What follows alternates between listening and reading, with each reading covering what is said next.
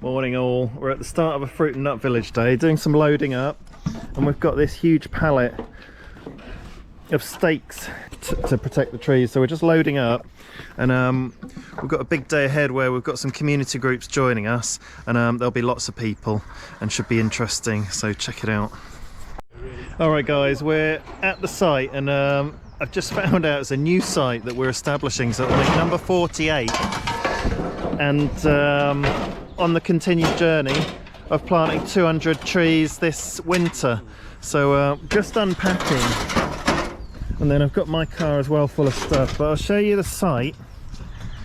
It's this huge park, very near the city centre of Birmingham, and if I pan round, the main road is quite far in the distance. That's the Pershaw Road.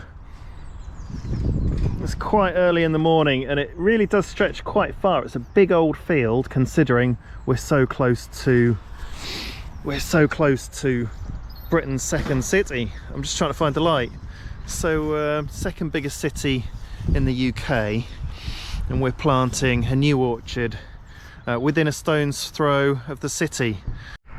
Alright guys, I'm going to show you the setup, but I'm going to have to read from my phone. We're working with some really nice local groups today. It's the Birmingham Progressive Synagogues project, working with asylum seekers. So we're going to have a couple of different groups of asylum seekers, and they're living in temporary hotels.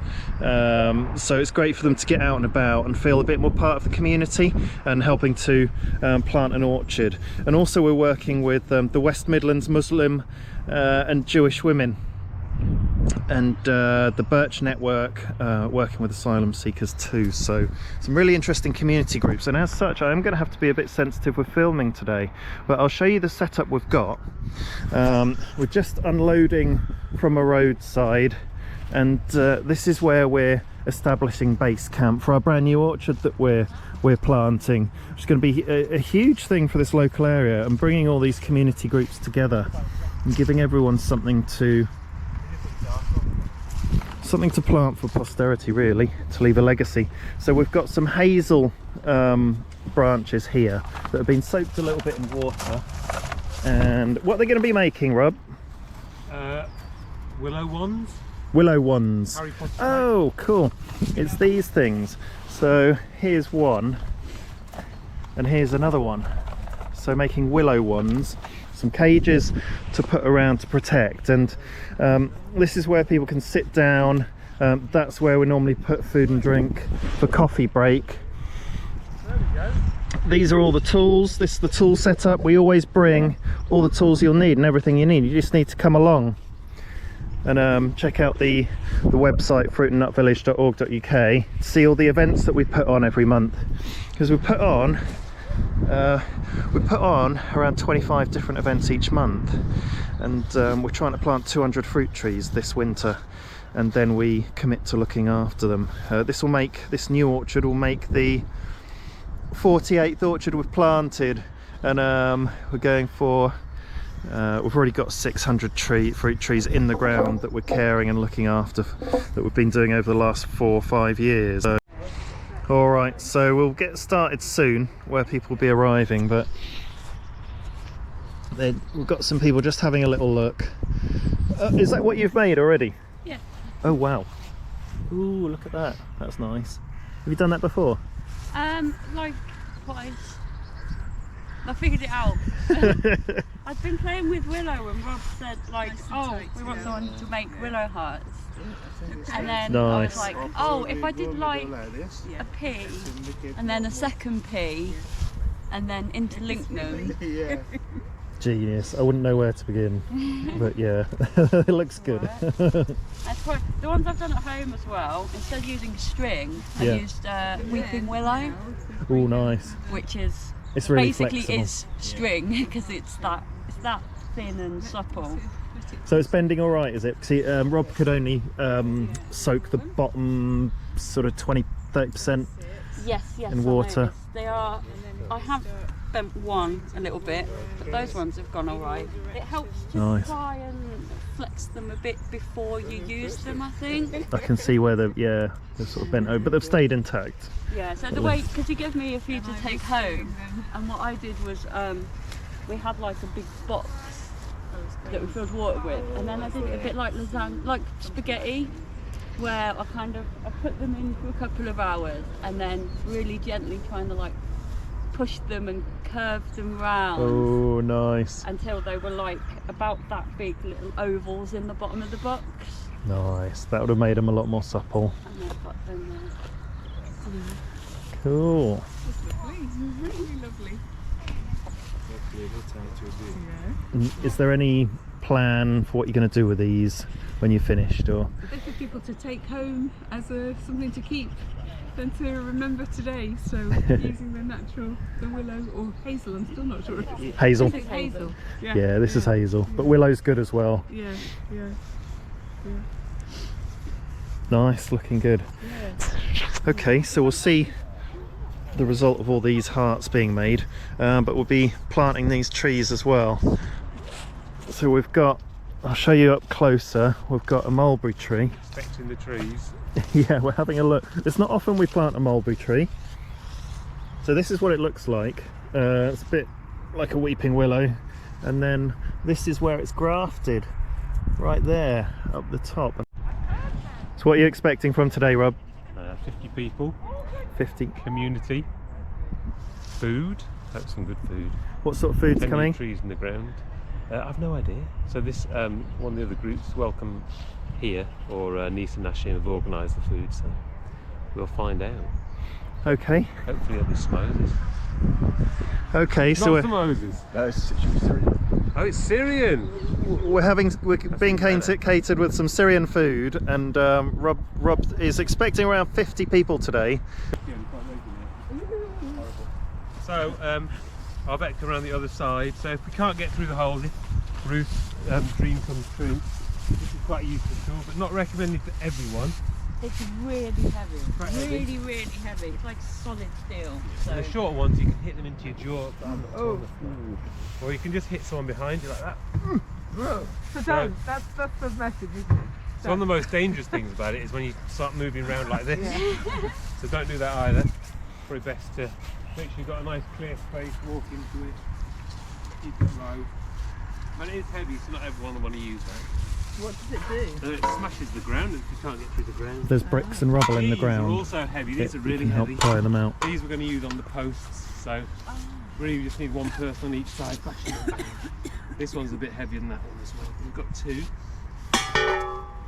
If we really need to, we can use the mattock or the pick-headed mattock to get in the holes, but you don't need to move up the big tools straight away. We'll start on the little tools, probably finish the job with the spade. And if we hit any bricks or any rubble, we'll get the breaker bars out, maybe the fork. Brooms are pretty safe, we can still stick them in people's eyes. So the main thing with all these tools is just keep a nice safe working distance. Once you've made the hole, this is a really useful thing to have for taking the top layer of the grass off. Because Alan's just brought us some wood chips, so we're going to have a hole cleared round the hole, tree goes in. Okay, so someone's been on a wood chip run. We're doing the tool talk at the minute, making sure everyone knows how to use them and the basic health and safety around it. And as we work, we'll be joined by a lot more people.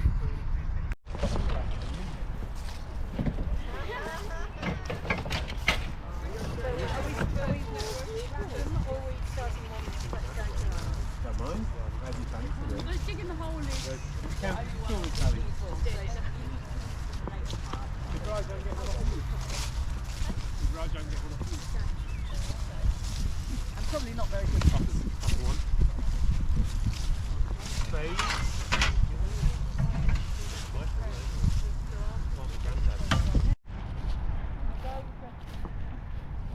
Okay, so we started digging the holes.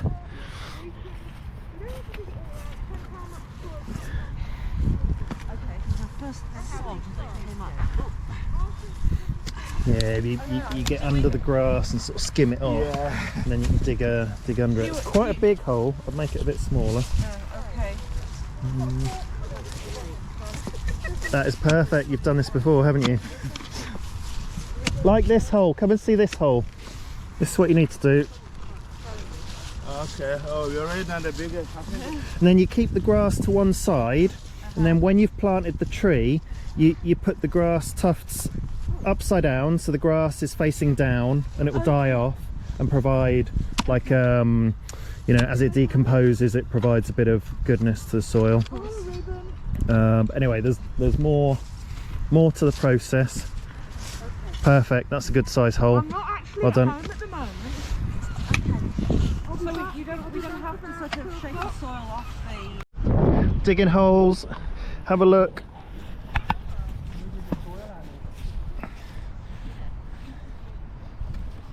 Okay, well done, guys. You can do it. Stick it in with your heel. Yeah. Push it in. That's it.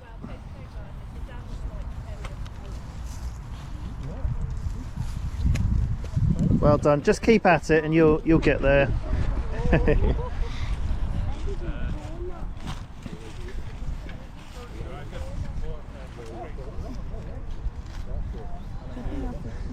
Okay, so if I just let you know what we're doing and the rough sort of layout.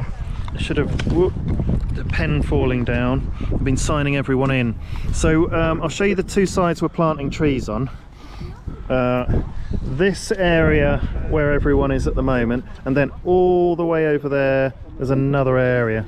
And it looks like we've got about, just try and get the light in the right place. It looks like we've got about 10 spots for trees, and we'll certainly have a good tour round at the end and have a look what we've planted.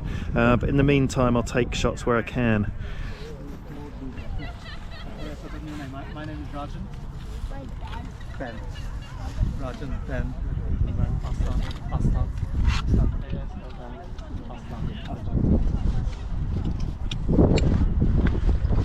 Your name? Vildan. Sorry, my how do you spell that? V-I-L-D-A-N. Vildan.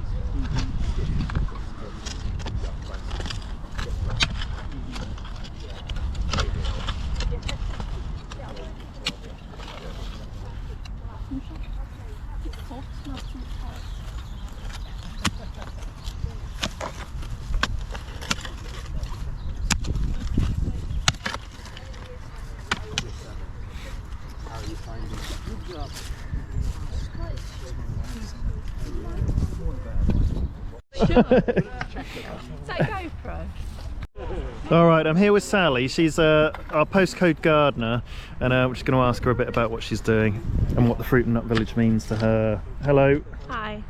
So what brings you here today? So we're down planting some trees in Calthorpe Park in Borsall Heath, and it's part of an interfaith group. So there's Muslim and Jewish sort of community coming down, and some asylum seekers coming later as well. So it's sort of a community thing to kind of plant the trees, and lots of nice fruit going into the park. And what's your role in the Fruit and Nut Village? So I'm the postcode gardener for Borsall Heath, and my role is to green up spaces around Borsall Heath. So that could be a street planter, a park like this, a verge, or even a front garden, and just to sort of bring some more nice greenery and plants to Borsall Heath. Okay, and why are you doing it? What's it mean to you? I think it's just really important to have a connection to green spaces, and for everyone to be able to get outside and like really get their hands in the earth, and you know, connect to nature, but also to your community and to like the people in your community, and sort of take ownership as well. I think it's really important that people who live in the area are taking pride in it, and you know, part of it, and building a better community. Have you got a favourite fruit tree? Mulberry, because they're amazing, and you can't get mulberry jam or other things like that very easily. So the first time I had a mulberry was last year, and I was like, this is the best ever. Where did you have it? At Martineau Gardens. Yes, I know it. Yeah. Is it Edgbaston? Yes, yeah. Do you know that we're planting 2 mulberry trees today? Yes. Yeah, Have you? that's really exciting, isn't it? Very nice. They are quite unusual. Beautiful as well, aren't they? Do you know how I describe them? I describe them as trees what grow raspberries. It's the closest thing I can describe. Yeah, but they're like richer, aren't they? They're really dark, and if you get it on your hands, you look like you have killed someone. Well, I've only tasted one, because where I've tasted them was at the Kingdom Forest Garden. Oh, nice. And there weren't many, so I just had one, left all the others for anyone else. Yeah. And I thought it kind of tasted like, yeah, maybe a blackberry, a raspberry, that sort of thing. Yeah. Yeah, no, they're amazing, and they're not easy to find, like grown No. around, so they're quite special, I think. Have And you very beautiful. Have you planted one yet? Not yet, no, but I have to leave it. You're going to have to put that on your shopping list for Yeah. Rob, Yes, because so you can plant one in one of Yeah, your, definitely. because that's the one thing you've said that you Yeah. like. Is there anything else that you like about like fruit or? Yeah, we planted a fig tree actually this week in the Clifton Road Mosque. As an elders accommodation, they've got a little courtyard, so we put a fig in, and they're really lovely, and it's perfect for that courtyard because it's in a pot. It's up like a south facing wall, so it's going to be really nice and really sort of improve the space for the people who live in there in the middle of Russell Heath. That sounds nice. Yeah. I've always in my life admired the olive tree. I don't Yeah. know why, just like the way they look. Yeah, they are very beautiful. It's nice to have like an attractive looking tree. Yeah, because the mulberries are really pretty, aren't they? Yeah, they've been grafted right at the top. I actually broke one on the way. I'm a bit gutted about it. It broke up at the graft, so I had to run back and get another one. But there's two here to plant. We're going to put a bag of holes, so guess, look at that. Guess what I've done here. One's a mycorrhiza. This is, you don't need to know that. Not important. This is mycorrhiza. Hello, Mike. And it's a fungal associant of the tree, so it will in the ground. This will support the tree's development and welfare and growth. So the mycorrhiza can better absorb nutrients from the soil that the plant can't get on its own, and the tree can photosynthesize, so they can live together, feed each other. And so we just put a little bit in the ground to help it. I mean, how much does it have to go in? Oh, so yeah, that's what I'm saying. Individually portioned. Tree from this part. So this is the rootstock, and this is the tree. This is the well, in this case, it's Herman. This is a plum called Herman. This is the rootstock, and the rootstock, if you want to know, is called St. Julian A. So this bit must be out of the ground. So roughly where the bag is where you want your soil level to be. But where it joins has to be out of the ground. So where it joins out and clear. So the roots are down here. The roots go in the ground, obviously. That union stays out of the ground, but you need a little clear bit as well. What would happen if somebody accidentally covered that soil? So when they get buried, they like to grow from this point. So you get like a lot of regrowth, especially with the plums. Alright guys, we've got our first trees being finished, so I'll show you what they look like. We've got the wood chip on the floor, we've got the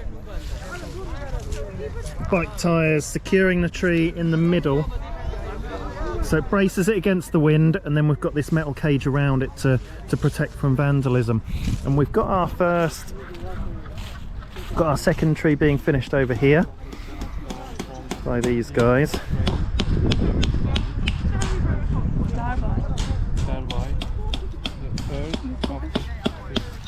So just hammering in some nails to keep the cage in place.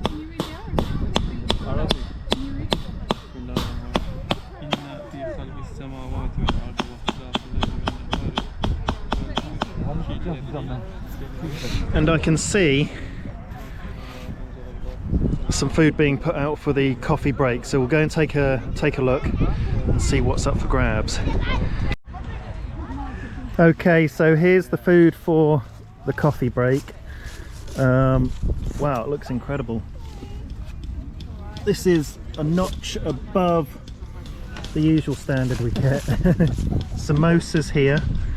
Oh, and it's by Shof Syrian cuisine. So this is Syrian food. This is amazing. Look at it.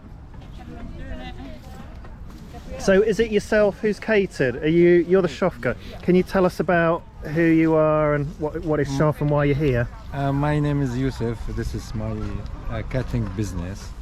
I do catering for events, for parties, birthdays parties as well. Yeah. Wedding. Okay. And has someone paid for you to be here today? Yeah. Is it the synagogue? Yeah, Or- synagogue. Yeah. Okay. Fantastic. Yeah. And you specialise in Syrian cuisine. Syrian cuisine. Yeah. Okay. Well, what a treat today. We've got some Syrian cuisine by this amazing catering company that the synagogue's paid for. So everyone's going to enjoy that a bit later when we cut for coffee break. Do you think it's pea enough? Yeah, it's good. Pea enough. Oh, that was really neat. And then it's just remembering when you're tucking in the egg for the arc of the second one. Yeah, the big one. Move that circle, and then that's gets it to link together. And then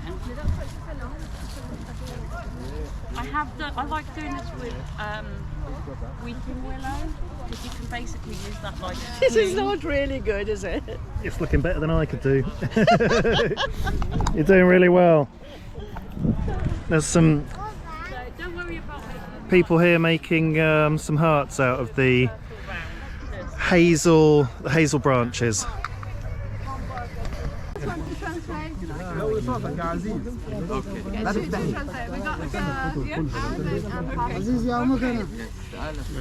Do you understand Arabic? Can I start by saying my heart is full that we're all here together today, planting trees for the community.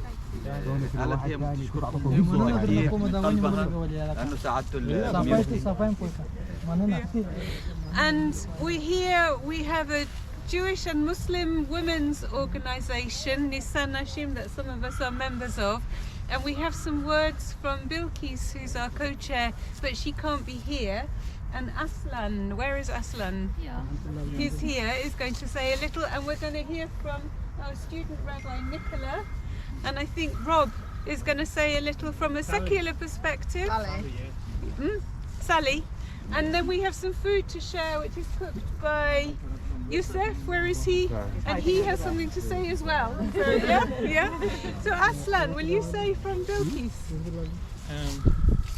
So we invited Bilkis and Aslan and Nicola to say a little about the environment from a Muslim perspective, from a Jewish perspective, and Rob from a secular perspective. قالت في مجموعة من الديانات هنا ايوه فهم حيتكلموا عن الحاجة دي في بعض الأكل كمان هنا وهم الآن في مسلمين وفي الجوش كمان موجودين فهلا حيتحدثوا عن هذا الشيء. Okay. Aslan, would you like to?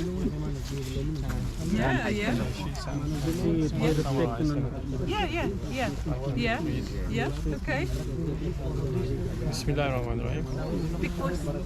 Peoples, plants. Okay. Islam highly recommends planting trees and urges people to protect them to the extent that planting a tree is considered as an act of worship for which special prayer is recommended. The Holy Prophet said, unless you are complete, don't cut down a tree. Wonderful. Can we translate? Yeah. بيتكلم عن الديانات إنه الزرع الناس تزرع وما في الناس مفروض ما هي تقطع.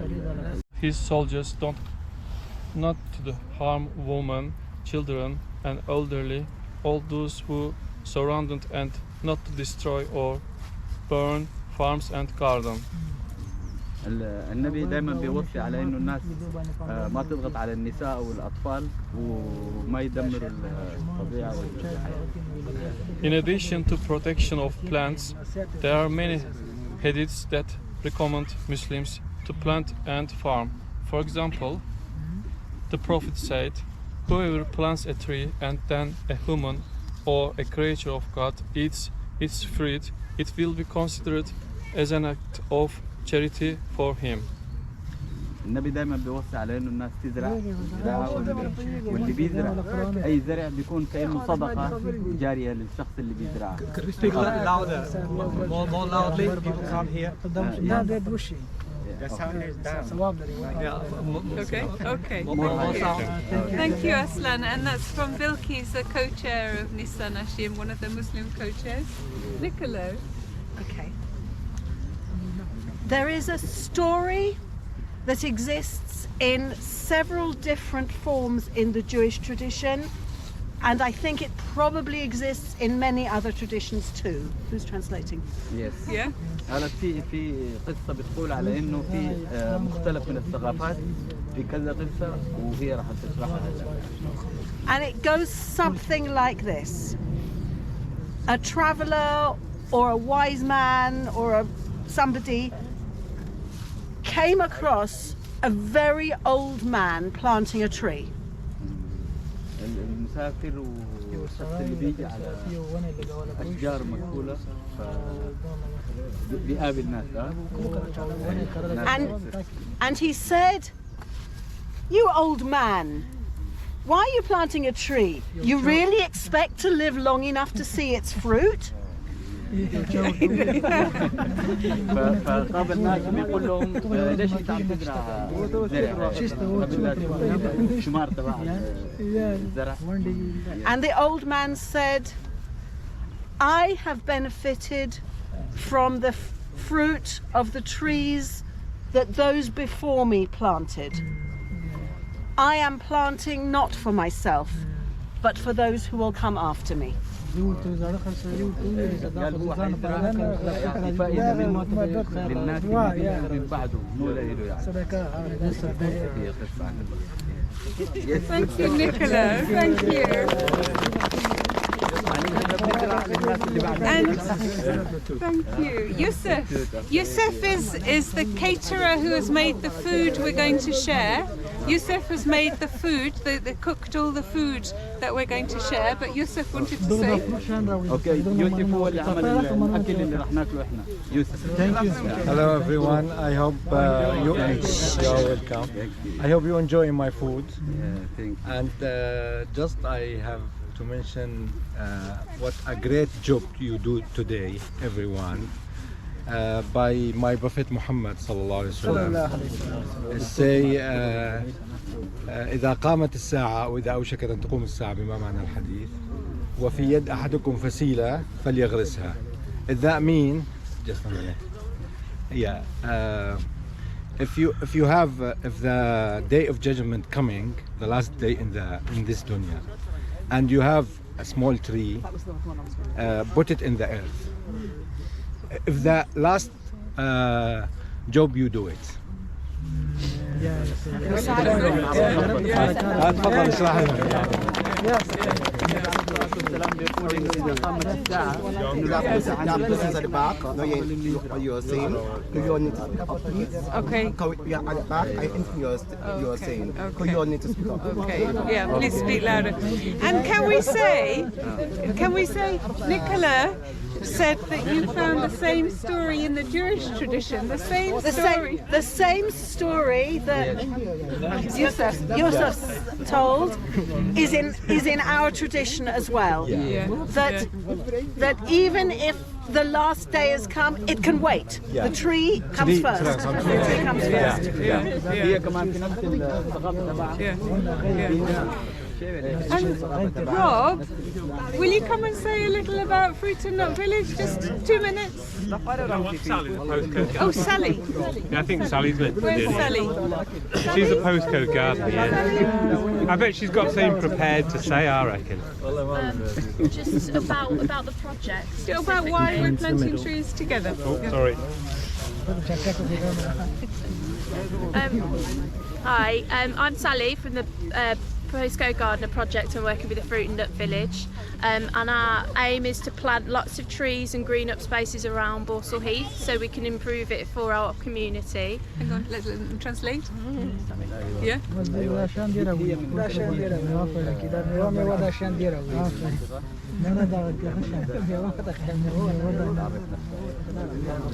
You can continue. So we've lost about, it's estimated 70% of our ancient woodland in this country.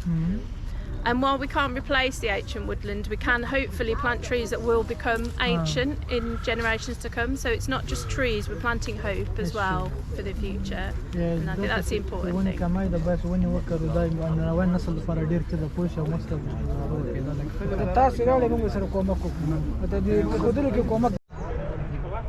All right, so some really nice messages there from different faiths, from the Muslim perspective and from the Jewish perspective, and our very own sort of neutral nature message from the Fruit and Nut Village as well. So I'll show you around what we've planted while everyone's digging into their food and drink. Here we go. So we've got 5 trees here, and in the centre there's the mulberry tree. So we've got 1, 2, 3, 4 trees, and then kind of acting as little guardians, I guess. It's a really nice planting pattern, and this is the mulberry tree in the middle. And then if we go over to the other side, all the way over here, we can see the same sort of planting pattern, and yeah, I like it. This is the establishment of a brand new orchard in this park. It's the Calthorpe Park, and they've done a great job. So I'll see if I can get a really far off picture of everyone in the background. They've all pretty much got their backs to me. So if you see off there in the background, there's probably about 60 people here today. From all different community groups, faiths and religions, and it's just really nice to see people coming together. And that is the whole point of the Fruit and Nut Village charity. It's bringing people together and establishing community around a growing space. And this orchard will be here for years to come. We will maintain it through the coming year, and we'll be here year after year, and can't wait to see how it establishes itself.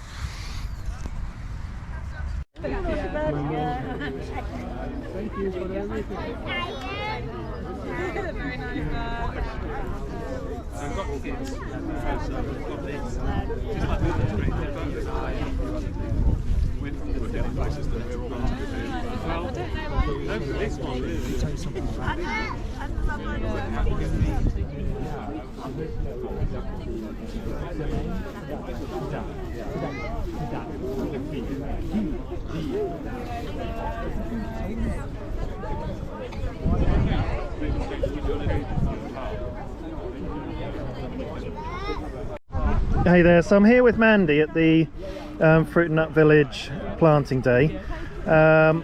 What was today about for you? Why are you here? I'm here to come together with people of different faiths and no faiths to plant fruit trees together, and we've invited a group of asylum seekers to join us, and they have worked so hard, and we're planting trees in the earth and putting down roots, and that feels very meaningful. We've created a little community orchard together. It's been really nice. And why are you here as well? Really amazing. Mandy invited me to take part of these amazing activities here, planting trees. So yeah, we're both from Birmingham Progressive Synagogue. Exactly. Yeah. And we're here with Jewish and Muslim people and people of all faiths and non. Exactly. Coming All faiths. together. Yeah. I'm trying to think how to phrase this. Was this your idea? How did it start? How did this happen? We've done it before with Nisan Hashim. We've planted together, and it feels really important to be planting trees together, women of different faiths, and we've widened it this time so there's men and women and people of all faiths and non. Was it last year when you did the previous planting? Yes, we did 2 events at Pebble Mill Gardens and here at Calthorpe Park, but I think another part of the The park. Pebble Mill one rings a bell. Yeah. Okay, and Rob's helped you Yeah. bring all this planting together with Fruit and Nut Village. Yes, and he's been making links with some of the asylum seekers who are really keen to do more planting with Fruit and Nut Village. So Lovely. it feels like, bringing people across, together yeah. is really good. Yeah. It's really nice. There's the Fruit and Nut Village, I don't know if you know, it's a charity that was founded probably about 3 or 4 years ago, but has deeper roots in the past, mainly around Rob. But we've got 2 objectives, and one objective is community and bringing people together. And so yeah, this is a real important part of our charity and our charity work. Is there anything that you particularly like about planting trees, fruit trees in particular? It feels like nourishing the city, doesn't it? The trees in the city. Yeah. I feel everybody loves the trees. It feels so important to be planting new trees, baby trees.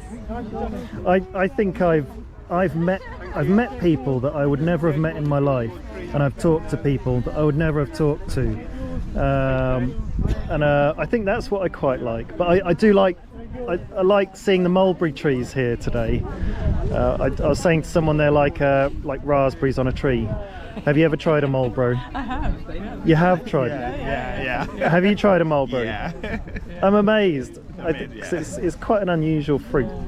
But we've got. And did you hear the stories? The Muslim stories and the Jewish stories were the same. Almost the about same, the yeah. old man planting a fig tree, and Yeah. will he live long enough? He's planting the fruit tree for those who come after. And Yusuf said, did you hear? He said, Yeah. if it's Judgment Day and you're planting a tree, first you plant the tree, then you go for Judgment Day. And it's the same in the Muslim and the Jewish tradition. And we need to bring those traditions together now of all times. Exactly. Everyone's the same really. We've all got, the similar traditions, and we live our lives in respectful ways, don't we? It's nice to see that bridge between the two faiths. Built together so we all can pass through. Yeah, that's amazing. Yeah, it's really nice. I've learned quite a lot, I think, today, and it's nice to see this this orchard establishing itself. Are you committed to this orchard for the long term? I live just down the road, so I'll be walking past. And some of the guys were saying they'll come in the summer and play football and see how the trees are doing. Yeah. Brilliant. Okay, well, thanks for talking to me. Have you got anything you want to say about today? Well, it's amazing, as I said already, it's amazing to have all different faiths, different backgrounds coming together, doing something together. So, yeah, I love it, and I hope it will continue. Yeah, well, it will. We'll start planning the one for next year. Thank you. Okay, so that was nice to have a chat with Mandy about how this all came together and some of her thoughts on today. So we'll see you at the next one.